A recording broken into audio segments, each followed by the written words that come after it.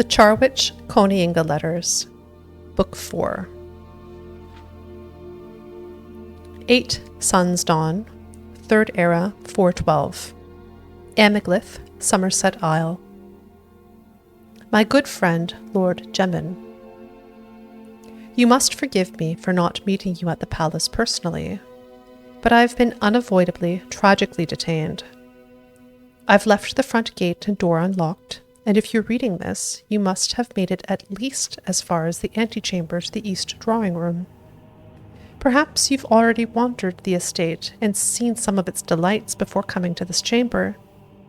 The 7 fountains of marble and porphyry, the reflecting pool, the various groves, the colonnades and quincunx. I don't think you would have already gone to the 2nd floor suites and the west wing, as you would have had to pass this room first and picked up this letter. But believe me, they're beautifully appointed with magnificent balustrades, winding staircases, intimate salons, and bedchambers worthy of your affluence. The price of this property is exorbitant, certainly, but for a man like you who seeks only the best, this is the villa you must have. As you undoubtedly noticed as you arrived through the gates, there are several smaller buildings ideally suited to be guard stations. I know you are concerned with security. I am an intensely greedy man, and there is nothing I would have liked more than to meet you here today, show you the grounds, fawn on you obsequiously, and collect a fat percentage of the cost of the sale when you bought this marvelous palace, as I'm sure you would have. My dilemma that caused my inexcusable absence began shortly after I arrived here early to make certain the villa was well cleaned for your inspection. A man named Koniinge crept up behind me and gripped me by the throat, clamping his left hand over my mouth and nose and throttling me with his right hand, crushing the soft spot on my throat just below the thyroidal cartilage. He effectively strangled me in a few quick but very painful minutes. I am currently buried in a pile of leaves in the north statuary parterre, close to the exceptional sculptural representation of the transformation of Trinimac. It should not be too long before I am discovered. Someone at my bank will surely notice my absence in due time. Koniinge might have buried me deeper, but he wanted to be ready for the arrival of his old partner Charwich. Perhaps part of you thinks it best to stop reading now, Lord Gemin.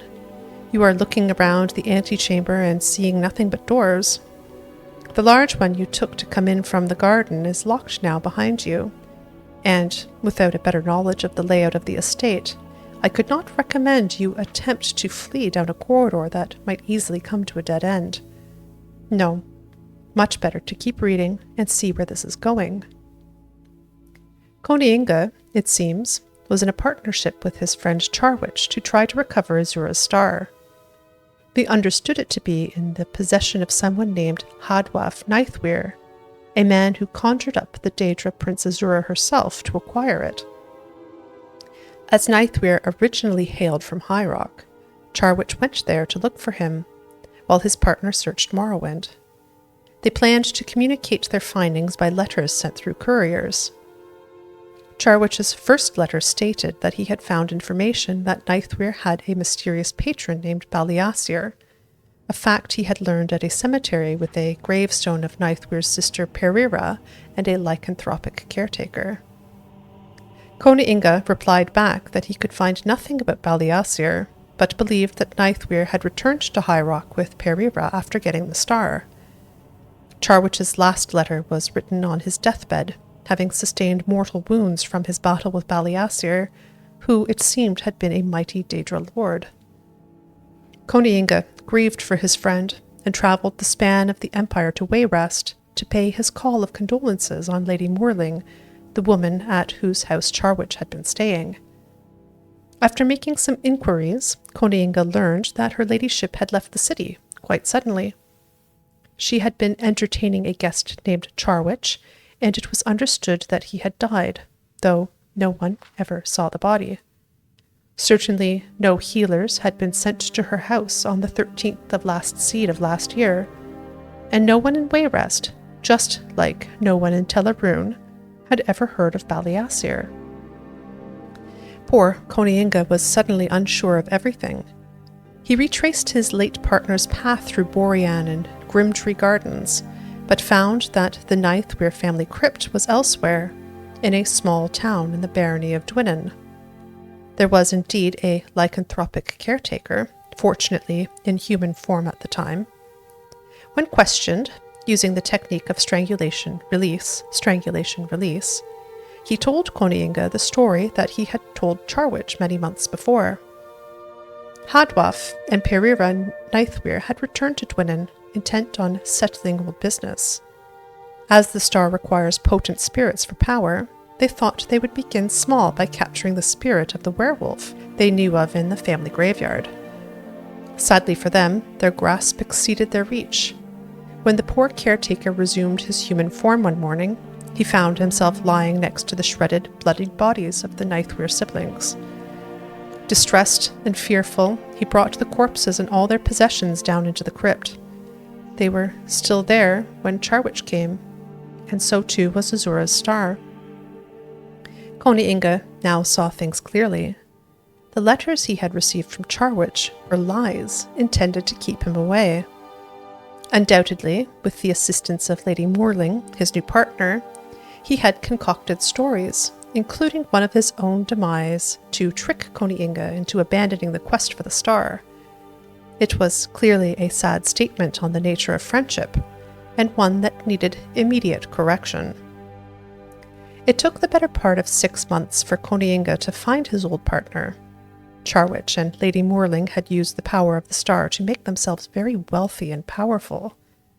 They assumed a number of different identities in their travels through High Rock and Skyrim, and then down to Valenwood and the Somerset Isle. Along the way, of course, the star itself disappeared, as great Daedric artifacts always do. The couple still had much wealth, but their love sadly fell on troubled times. When they reached Alinor, they parted ways. One must assume that during their months together, Charwich must have told Lady Malyn about Koniinge. It's pleasant to think of the loving couple laughing over the stories they were telling him about the mythical and dangerous Baliasir. Charwich must not have given his former beloved a very accurate physical description, however, because when Lady Malyn, then under the identity of the Countess Xyliana, met Koniinge, she had no idea who he was. It came as quite a surprise to her when he began strangling her and requesting information about her former paramour. Before she died, she told Koniinge what Charwich's new name and title was, and where he was looking for a new palace. She even told him about me. Given all the twists and bends the last month's chase took him on, it was not difficult to find which palace Charwich was looking to buy, and what time his appointment was to view it.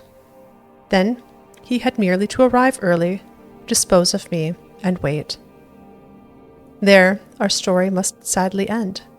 I look forward to seeing you soon. Yours, Charwich-Koniinge, former estate banker. P.S. Charwich. Turn around now, or don't. Your choice. Your friend, Koniinge.